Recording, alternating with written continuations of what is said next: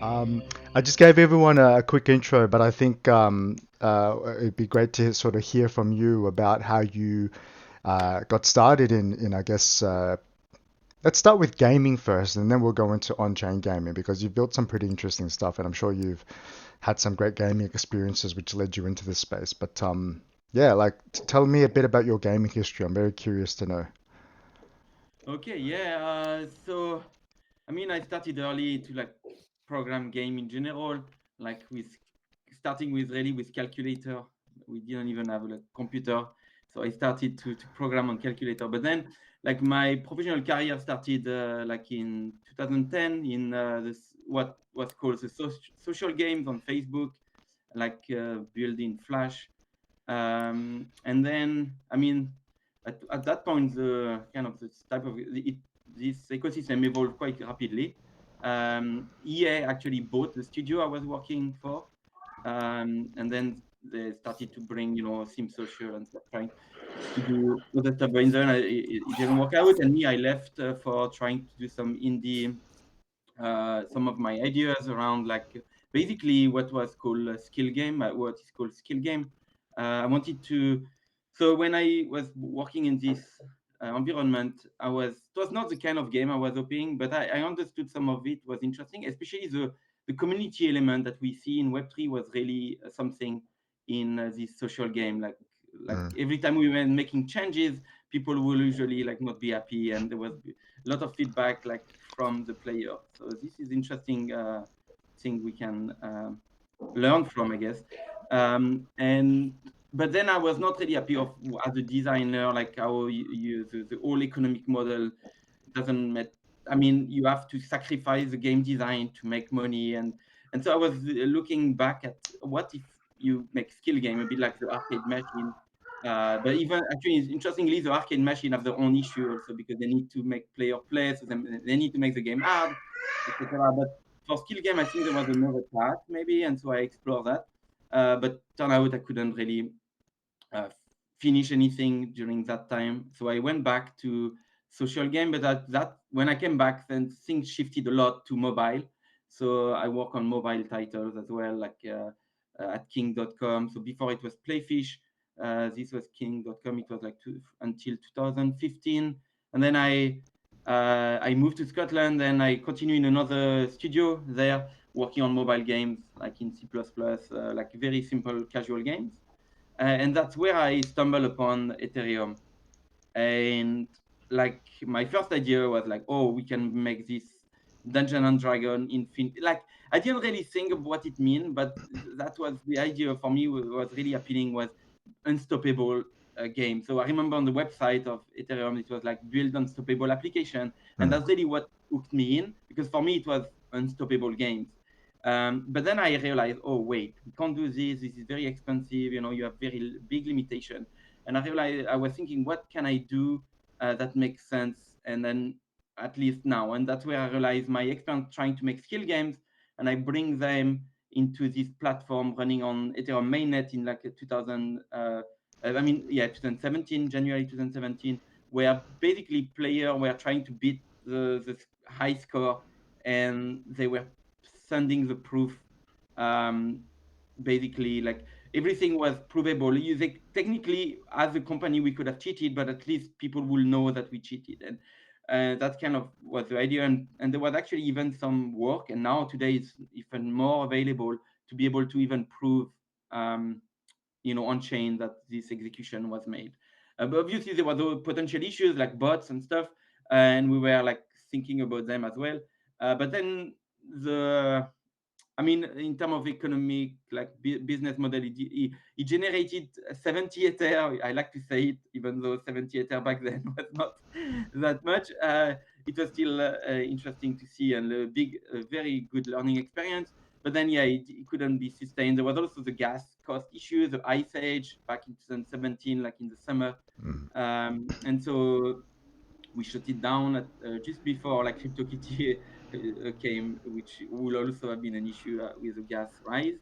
Mm. And so, but then from that time uh, to now, like there was a lot of experiment trying what can we do and stuff. And it's I mean, yeah, I'm talking a lot. I don't know if you have a specific question. I could continue, but Yeah, no, it's good to get that background, and I didn't know you actually had a background in actual games development prior to doing on-chain games, but you know you worked in mobile games and studios and that kind of stuff, which obviously helped. And I think, well, geez, when you were doing stuff in 2017, I don't think anyone else, or maybe very few people, probably looked at Ethereum and thought, let's build a game on Ethereum, even though obviously Vitalik probably wanted that from the very beginning, right? As in one of the reasons he created Ethereum. So, yeah, no, we've obviously known about your work for a while, and you know, there's a bit of a renaissance I think happening at the moment around on-chain games because of some new tools that have come out, some new technologies that have just made it, you know, more achievable, more accessible. You know, we're building our game on mud, for example, which is a big reason we've been able to move quickly. But you were here before all of that. You had to build all of the solutions yourself, right? Are you seeing anything fundamentally different now with this kind of, let's say, new crop of on-chain game builders? And you know, let's say the Starkware guys are obviously very passionate about that ecosystem, and then there's the guys building on mud, and like, where do you see things going? What's interesting to you? yeah, I think in terms of technology and tech stack, I don't think. I mean, it's better today, but fundamentally, it's the same. Like, I mean, that's what I find funny. Is like, so what I mentioned when I discovered Ethereum, I was like, oh, we cannot do this and we cannot do that. But funnily enough, the gas price was very cheap, and I could have run Conquest back then. But I didn't thought about this kind of design back then. Or, so but obviously things have also evolved. And I remember, but so back in 2019, 2018, I started to think, okay, maybe it's okay, it's not possible now, but maybe in the future, there is already this thing coming up, XDAI, Polygon. Um, Maybe we can think of these are going to scale, and maybe not in the next 10 years, but maybe enough so that we can play with something that is not fully decentralized.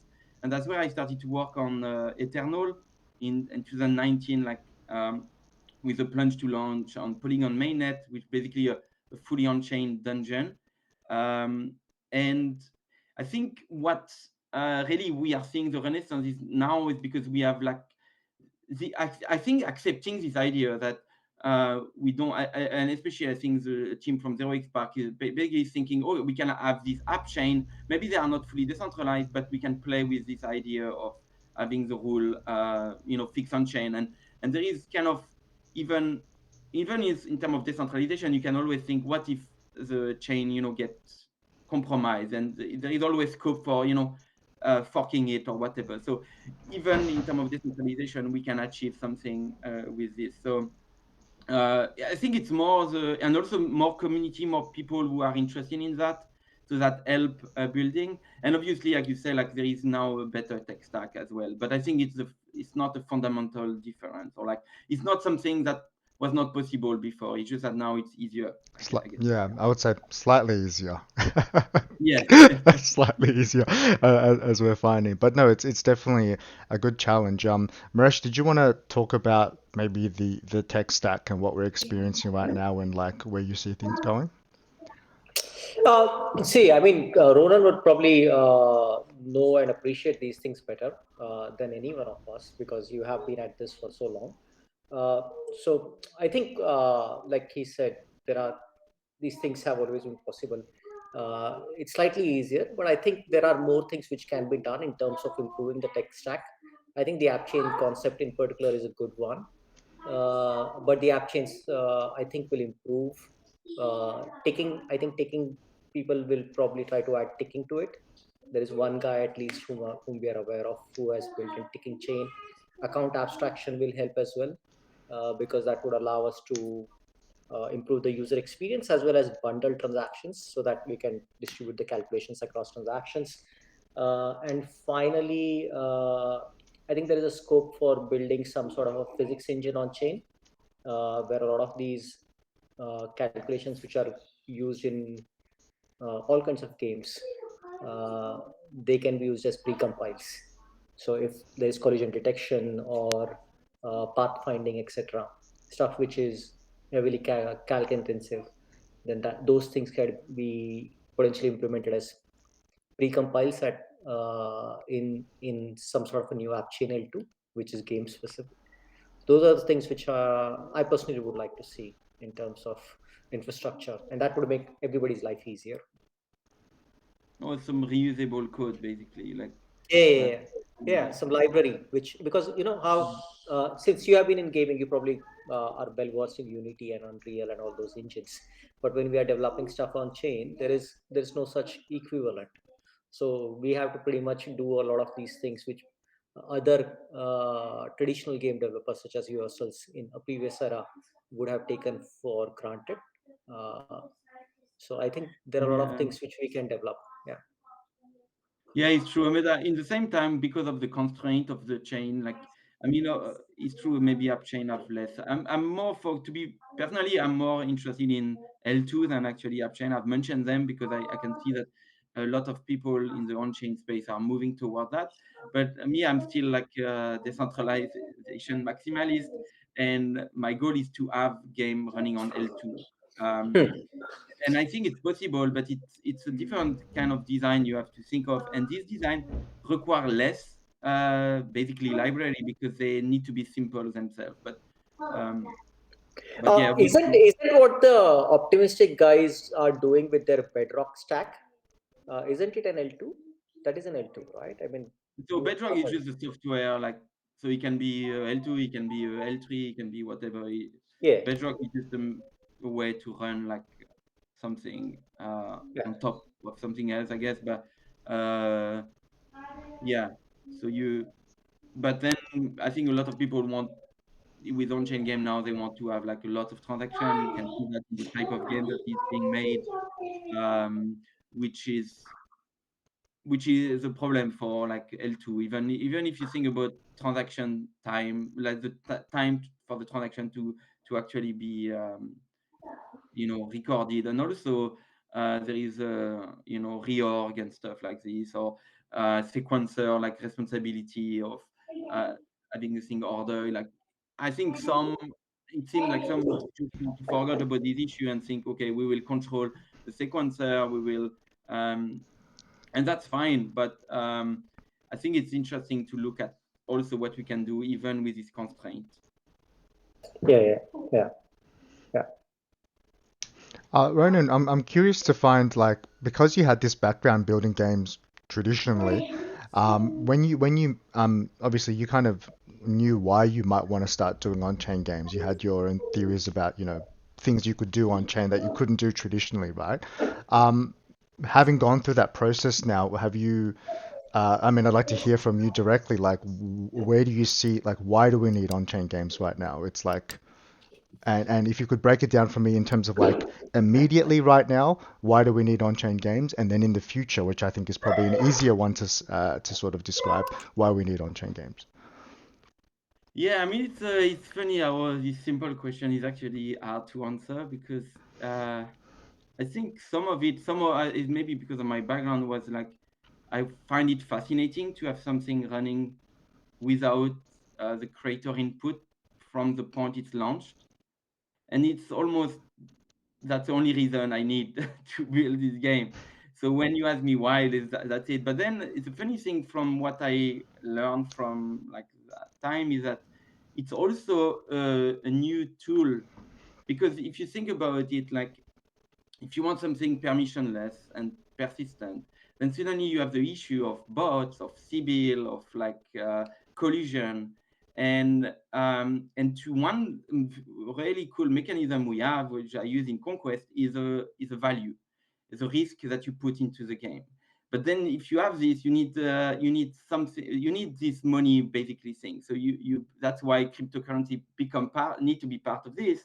But they are a solution here, not the reason for the game. Like, they are the solution by which the game can remain fully decentralized, and by that I mean persistent. Because obviously, if it's centralized, then it's not persistent, because then someone can change a rule, and then it means you cannot build on top. And so all of this is connected.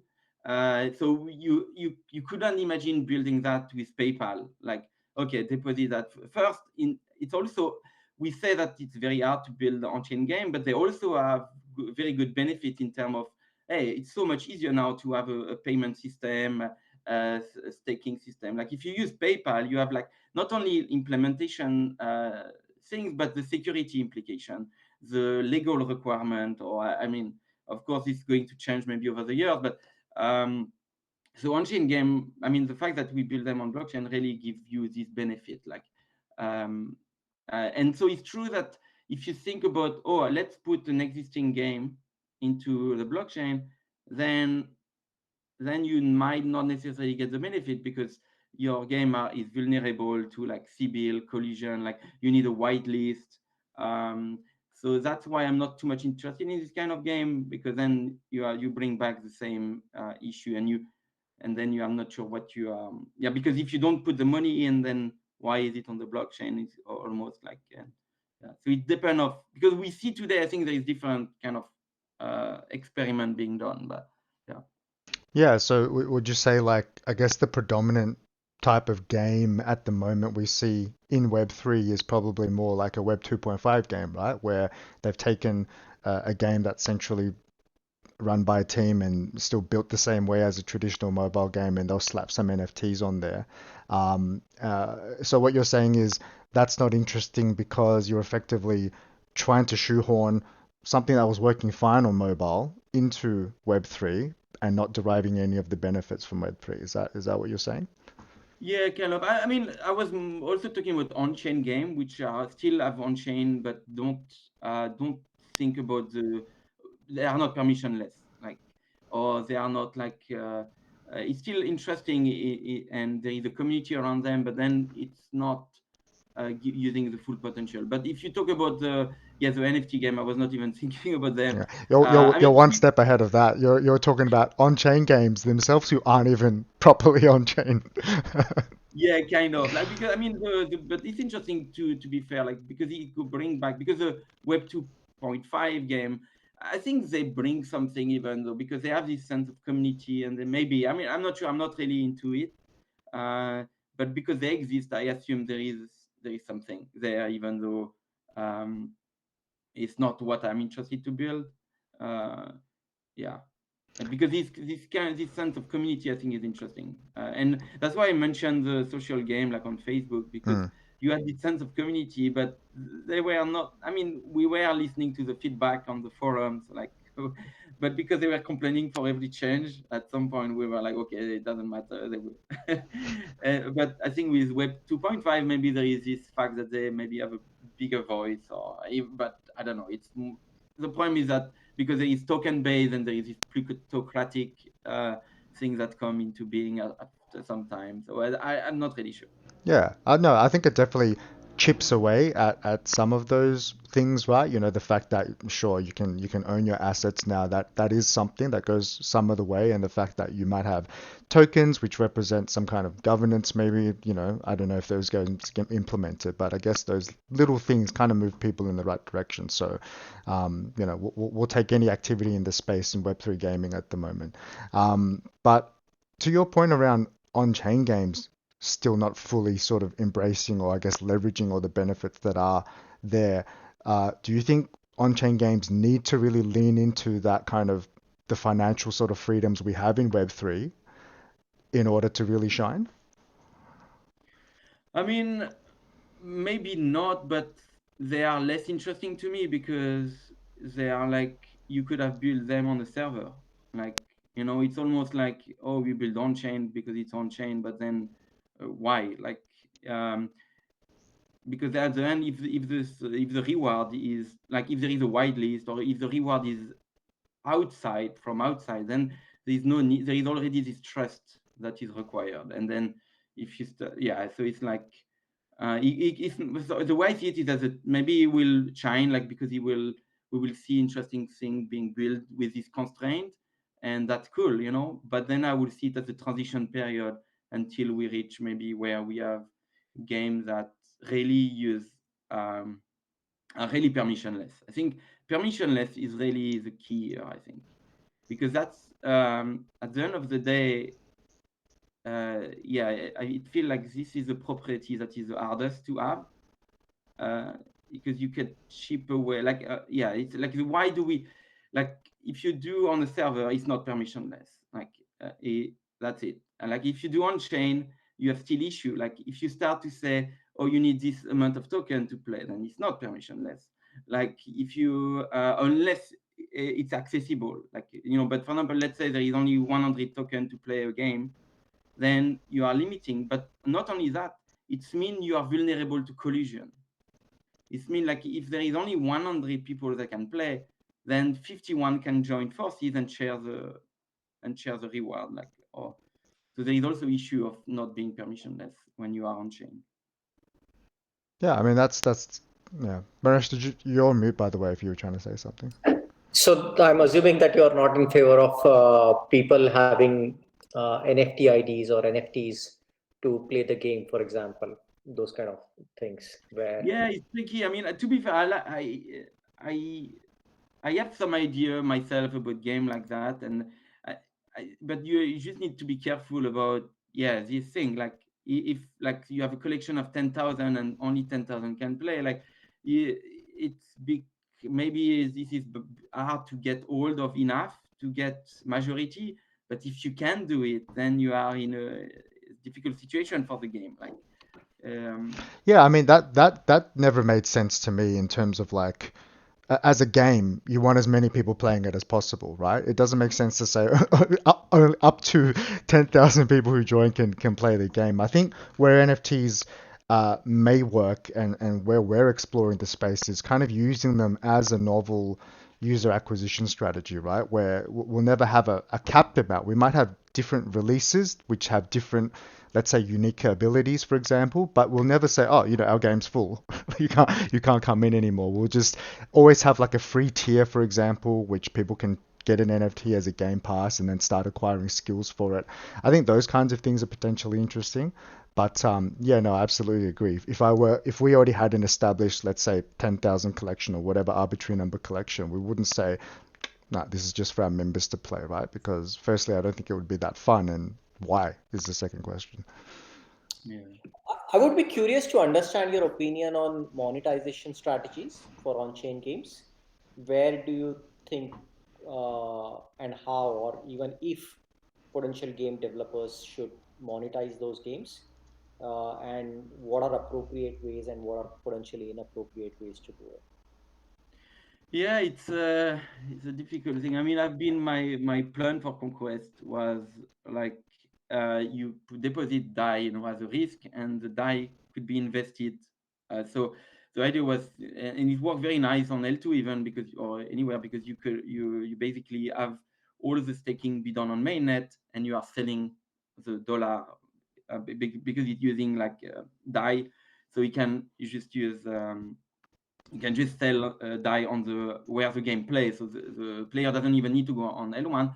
But then basically everything is bring back when there is need for more of this dollar on the L2, and then the revenue generated by the yield is can go to the company.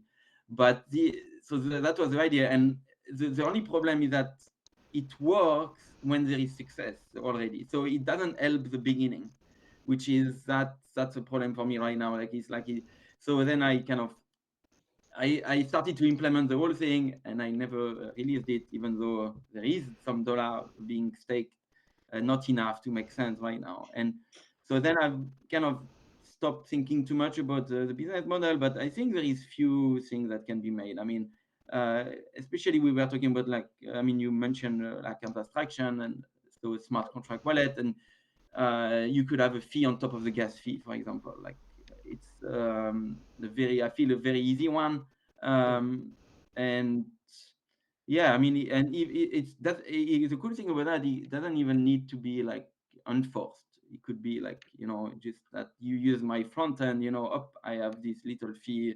added, and so that's one way maybe it doesn't scale. Not sure. I mean, because if at some point if it's too high, then people will just maybe get around it. So maybe you need to enforce it.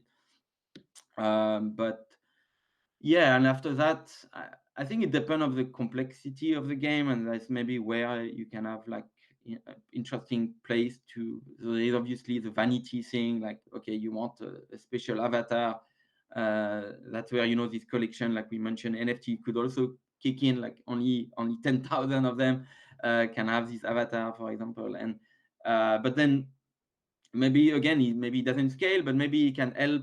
That's where I think there is different place where you need monetization, because maybe like what I mentioned at the beginning is enough, but you need first to get funding to reach that stage. And then, but also as a game, the way I see Conquest is that I see it as multiple episodes. So there is one version launch, is immutable, people play, but then there is new features, there is a new instance coming up. And in this new instance, there is maybe a different like strategy to maybe sell something, or I'm not sure. I didn't really thought much about that. Yeah, I think I. Sorry, go ahead, Sean. no, no. I was just going to say that that first example is pretty cool. It's basically like Yearn with a game interface, right? It's Yeah. like, yeah, you play the game, Do you you remember R Die? Sean, do you remember R Die? yeah, I'll die, yeah. Yeah. Yeah, It sounds similar concept there. But I guess yeah. the difference is you wouldn't be going out and advertising, we have the best yields, right? You would just be like, come play my fun game. And Yeah. you know, what as part of the mechanic, there is a way for the developer to make some money, and you providing value through entertainment, you get to make some money. That's a brilliant Web3 native way to Yeah. monetize, right? Which is Mm. not even possible in Web 2. Yeah, things like buying and selling skins as NFTs, that's just kind of like copying pasting, you know, the free to play games in mobile at the moment, which, you know, hey, they're making a lot of money, so that's great. We can probably do that here as well. But it's certainly not as interesting as that first example you gave. Yeah, and I think that's fairly low friction as well, because in theory, people have the ability to get their money back because it's staked, and when they want, they can leave. Uh, I think I know the answer to this question potentially from, but want to hear your opinion as well and hear it from you. Uh, your opinion on Axis and all the other play to earn phenomena in Web 2.5 and all those things. Yeah, I mean, it's for me, there is a bit of it's a shame, a bit of this feeling like I wish we had another success story where it was an on-chain game who will be Hmm. popular somehow, you know, um like we get, and also we get bad reputation as a as a community because of it. Not, it's not Axie in particular. I mean, and I think there is definitely a community that love Axie. I mean, I'm not familiar in particular, but I wish also, when one thing is funny, like when they launch their own network, I was hoping they will move their game on chain. Like at least, you know, it's maybe it's centralized, you know, chain, but at least Yeah. they do it. But yeah, I mean, I expect, yeah, something more using the blockchain rather than, because you have these like bots and they have this band Axie. Actually, one side project I always want to do at some point is make a game. It's only for the band Axie. Yeah. But Outcasts. what is your opinion on like the whole play to earn mechanic itself? So, I mean, do you see it as something which is a fair mechanism to onboard users, or do you think that that is completely unsustainable? Yeah, I never really look in detail. I've read, like, I remember reading article that it's not Fair enough. Yeah. sustainable, etc. But I'm not too much interested to really comment, like, because I think that's not where, so because it's all based on, they have this bot issue, like these bots that can extract value, and so then Hmm. it's all about like this cat and mouse story of and in terms of play to earn, I think it's a lie, because I mean, like, uh, and that's why they now most games change their things. They say play and earn, which I remember saying back then, like they should call it play and earn, and because yeah, like, but even yeah, I think for me it doesn't. There is kind of few issue about it, because again, like if it's free to play, then you have bots, and so the value you can extract is the value of running the machine that can extract it for you. Uh, so it become very small, like it Hmm. become very, very small and not interesting.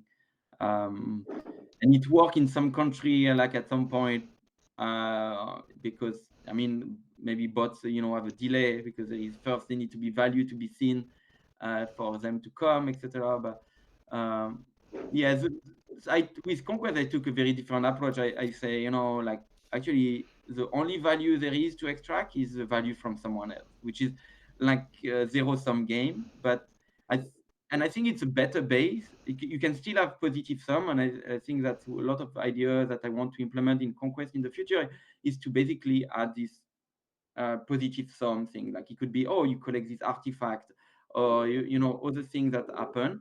But I think it's important that the base is zero sum. I think I'm not sure why I didn't think too much about that, but I think it prevents probably issues of like grinding and bots coming up. Fair enough. Yeah, no, that makes sense. So if you have a free game where you don't require people to stake, for example, um, do you think that's not worth building as an on-chain game, or do you think that's just simply less interesting? Yeah, I think that's bring back to what I said earlier, like about yes. I think it's still interesting, but yeah, it's not. It's like you could have used a server that runs the EVM, almost like but yeah, I mean there is an interesting thing. There is still a proof of the execution, but there is other way to do it. Well, So what if, like, for example, Web2 games like World of Warcraft, Fortnite, CS:GO, right? Let's say they didn't set out to have value, I guess, ascribed to their items, but there were thriving secondary markets for those items now, right? And people buy, WoW gold from grinders. What if that were to take place, where, let's say, if you were just to be able to build a fun enough game to the point where people who play the game value the items in the game, and then because of Web3, you had these native marketplaces in the game, markets sort of native sort of lending markets in the game, potentially AMMs, all that kind of stuff. Does that qualify? yeah, but basically that's where you get the bot issue. Like that's the thing. Like you could imagine, oh, let's make a fun game. You get a reward for winning or for getting things, and it's attract only a few set of players that are just there for playing for fun, and they do that. But suddenly this community get created around it, and then suddenly people got trophies, they sell them, like you said, like on the marketplace, and suddenly people realize what I can make money from this game, and so the bots come, and if your game is just then collision come, and then yeah, that you ruin the game if it was not designed for this. That's what I mean by like Hmm. um, earlier about permissionlessness and stuff like that. Like you have to design because you don't want to have a continuous whitelist KYC to play, or uh, else like it's not interesting to me basically. Okay, so what about potential solutions around this? Because effectively, on-chain games is kind of the on-chain game builders versus bots, right? At the end of the day. What about things like proof of humanity popes or these kinds of things? Do you think they are a potential solution? Yeah, I think it's definitely interesting, and I consider doing like a special edition like Conquest where you need proof of humanity to play, like. But I think what I discover a bit, I mean, what I feel about proof of humanity is that some people actually create a lot of account with, they go to their grandmother, to their cousin, or whatever, and they create this account because they can get money, like, and so if you imagine that, if you have a game where suddenly you have a small set because it uses proof of humanity, then someone can use these tricks to get a hedge and kind of break the fairness because of that. So I think it's not. I don't mean it's like no go, but it's something you have to be careful as well. Um, so is staking kind of the only solution at the moment, or have you thought of anything others? Have you seen any other sort of potentially interesting solutions? Yeah, right now it feels like it's the only one. Unfortunately, like it's yeah. I mean, the cool thing about Web3 and including what Axie and all this the game have done is that they created value to this NFT, right? So to this token, etc. And so I think if you look further in the next generation, then because I think staking value like right now is DAI in Conquest, and it's pretty. It's kind of, it's not very attractive, right? Like, hey, you bring your dollar, it feel very it might not please. But I think for the new generation, which all have this token, then it doesn't, DAI is just a swap away. It's like you have your Axie. Okay, I'll exchange to DAI. It will be staked into Conquest, and maybe I cannot get back my Axie, but at least I get the DAI equivalent back or something like that. So, but yeah, unfortunately, I don't see any other thing. But this versatility of like, it doesn't need to be a token. It can basically be exchanged whatever you want. Make it maybe not that bad.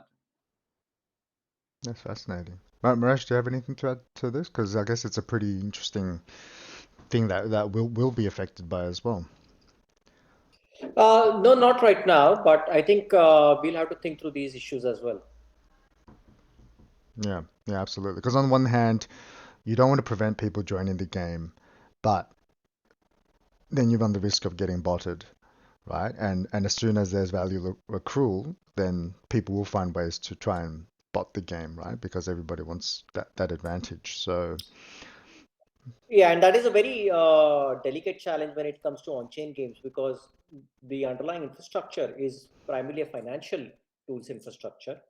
So we have to be very, very careful that we try to focus on ensuring that the game first and foremost objective is really still fun. People play for the sake of that game being fun, and financial reasons second. And inevitably, as soon as there is enough of a volume which comes in, or enough of a financial imperative which kicks in, and that can happen through a variety of ways, just through from one player to another, and uh, then these kind of things will happen. So we as game designers have to be on the lookout for those things. yeah, absolutely. Ronan, before we sort of run out of time, what's next in terms of Conquest, or are you working on some other games at the moment? Because you worked on a few projects. Like, what's next for Ronan? Yeah, so I mean, right now is a lot of refactoring that I'm doing, with the goal to like launch a new version of Conquest.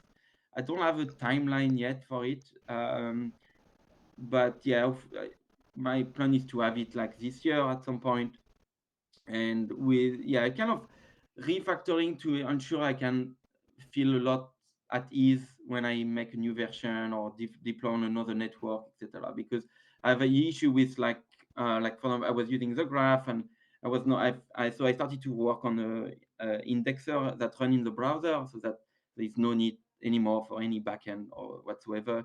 The responsibility is in the players, and totally you just need a MetaMask or whatever.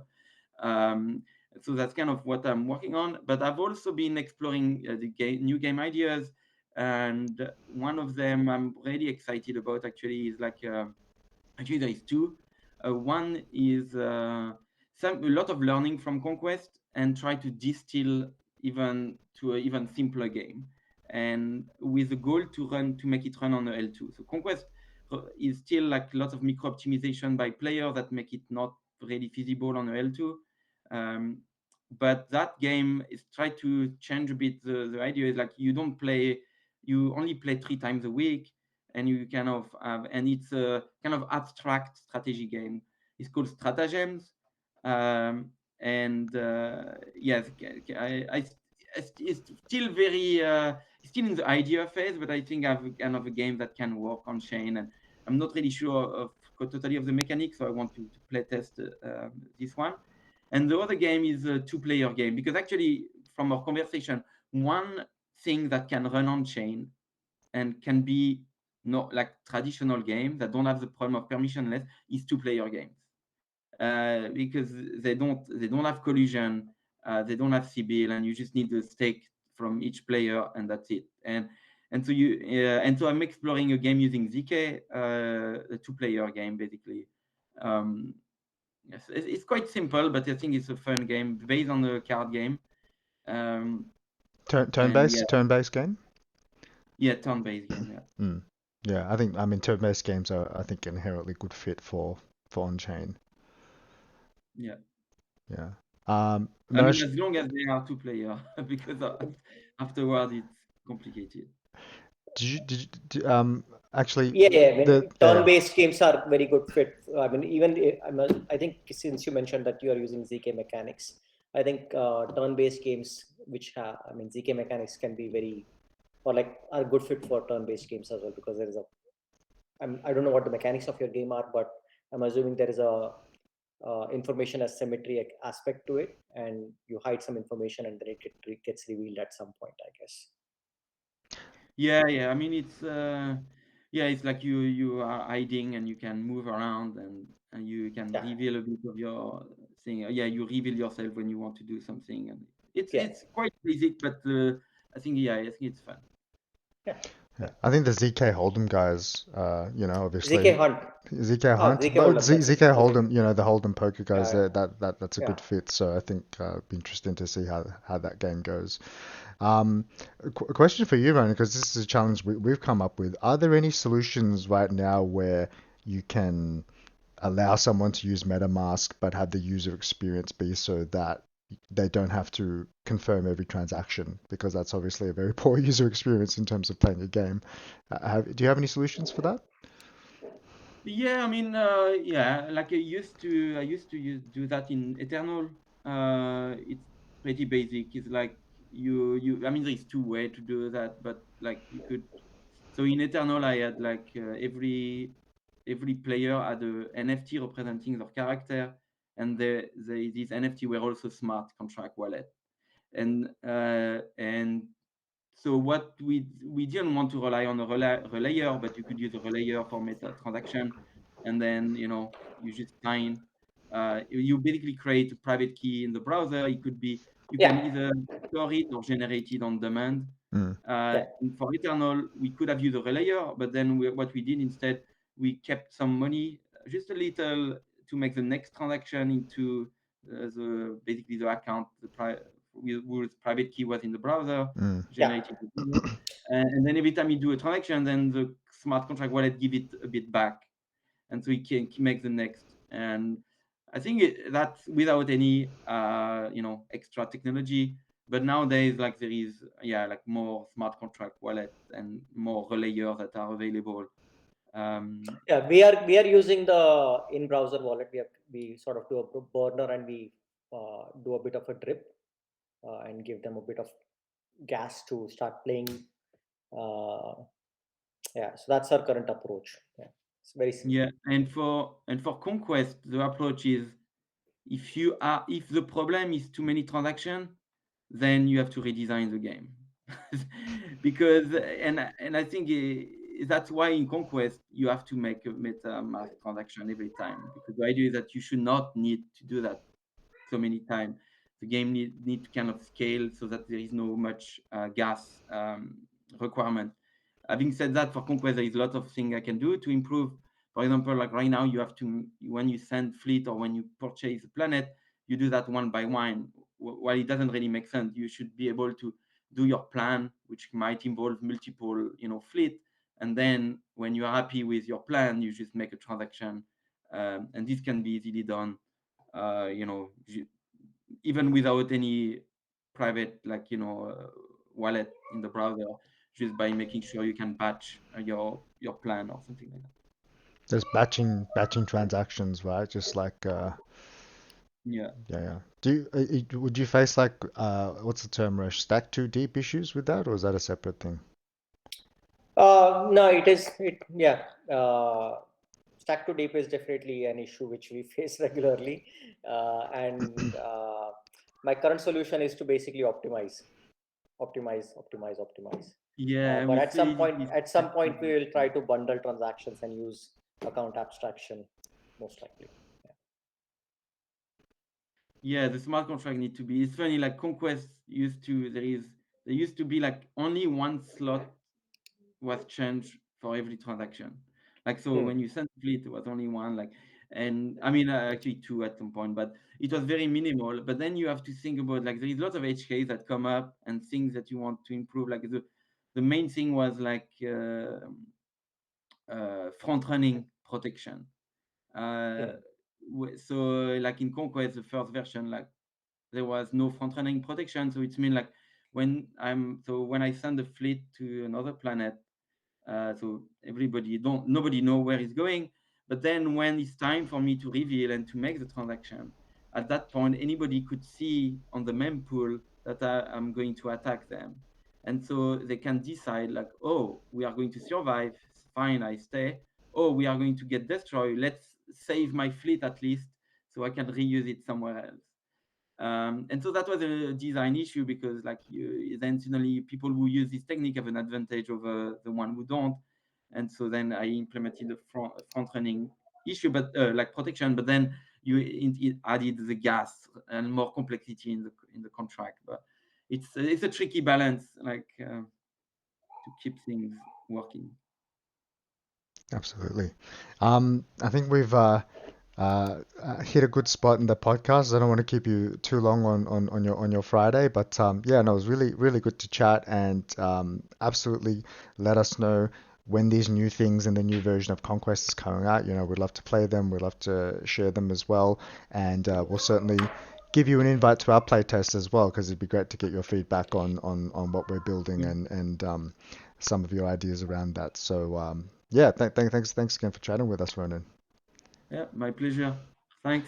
Thanks, Ronan. Thanks, Ronan. Before you go, are you still in India or No, I you're went the back right? home. Okay. Yeah, like since beginning of February Okay. in Where's Scotland. home? Scotland. Scotland. Yeah. Okay. Is there a French accent I'm hearing Yeah, over yeah. here? I'm from France, but I live in Yeah. Scotland. Okay, fair enough. Yeah. Very cool. Awesome. All right, mate. Great to chat. Let's keep in touch on Twitter and wherever else. Yeah, perfect. Cheers. Okay. See ya. Thank you Bye. so much. Bye. Bye.